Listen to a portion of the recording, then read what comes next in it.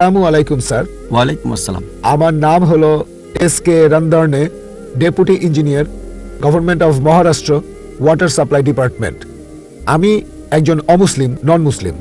আমার প্রশ্নটা হলো যে আমাদের এই পৃথিবীতে কেন এত ধর্ম সৃষ্টি হয়েছে? আমাদের চারপাশে এত বেশি ধর্ম কেন? এখানে একটা সেন্টেন্স লেখা আছে পিস টিভি লোগোর নিচে যে পিস টিভি মানবতার সমাধান।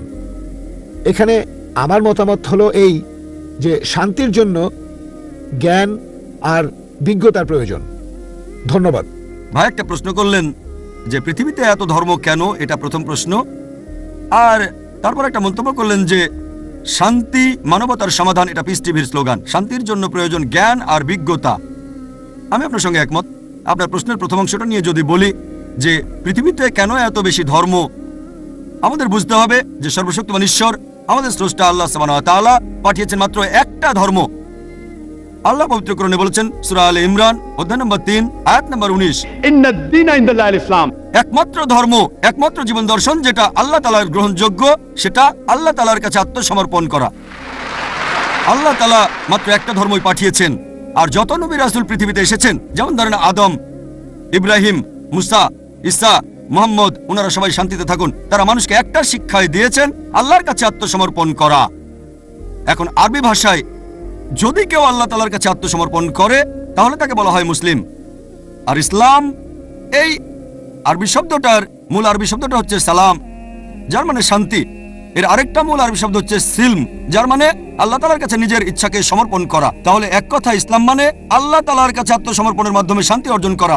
তাহলে আমাদের স্রষ্টা আল্লাহ তাআলা পাঠিয়েছেন মাত্র একটাই ধর্ম। তবে সময় বদলানোর সাথে সাথে ধর্মগ্রন্থগুলোও বদলে গেছে, বিকৃত হয়ে গেছে, নতুন জিনিস ঢুকেছে। আর এই ধর্মগ্রন্থ বদলানোর ব্যাপারে আল্লাহ পবিত্র কোরআনে বলেছেন সূরা বাকারা অধ্যায় নম্বর 2 আয়াত নম্বর 79, ফাওয়াইলুল লিল্লাযিনা ইয়াকতুবুনা আল-কিতাবা বিআইদিহিম সুম্মা ইয়াকুলুনা হাযা মিন ইনদিল্লাহ লিয়াশতারু বিহি সামানান কালিলা ফাওয়াইলুল লাহুম মিম্মা কাতাবাত আইদিহিম ফাওয়াইলুল লাহুম মিম্মা ইয়াকসিবুন। দুর্ভোগ তাদের যারা নিজ হাতে কিতাব রচনা করে আর বলে এটা আল্লাহর নিকট হতে। তারা এটা বলে তুচ্ছ মূল্য প্রাপ্তির জন্য। তাদের রচনার জন্য শাস্তি তাদের, যা উপার্জন করে সেজন্য শাস্তি তাদের। আল্লাহ তাআলা পাঠিয়েছেন অনেক আসমানি কিতাব, অনেক ইনস্ট্রাকশন ম্যানুয়াল। সময় বদলানোর সাথে সাথে এই ইনস্ট্রাকশন ম্যানুয়াল, আল্লাহর এই আসমানি কিতাব বদলে গেছে। যখন কোনো কিতাব বিকৃত হয়ে গেছে, আল্লাহ নতুন রাসূল পাঠিয়েছেন আর নতুন কিতাব। এইভাবে অনেক দিন চলেছে। তারপর আল্লাহ পাঠালেন সর্বশেষ ও চূড়ান্ত নবী মুহাম্মদ সাল্লাল্লাহু আলাইহি সাল্লামকে, আর সর্বশেষ ও চূড়ান্ত আসমানি কিতাব কোরআন নাজিল করলেন। এর আগে যেসব নবী রাসূল এসেছিলেন, আমাদের প্রিয় নবী মুহাম্মদ সাল্লাল্লাহু আলাইহি সাল্লাম বলেছেন যে আল্লাহ তাআলা এই পৃথিবীতে 1,24,000 নবী রাসূল পাঠিয়েছেন। পবিত্র কোরআনে মাত্র 25 জনের নাম বলা হয়েছে, অন্যদের নাম আমরা জানি না।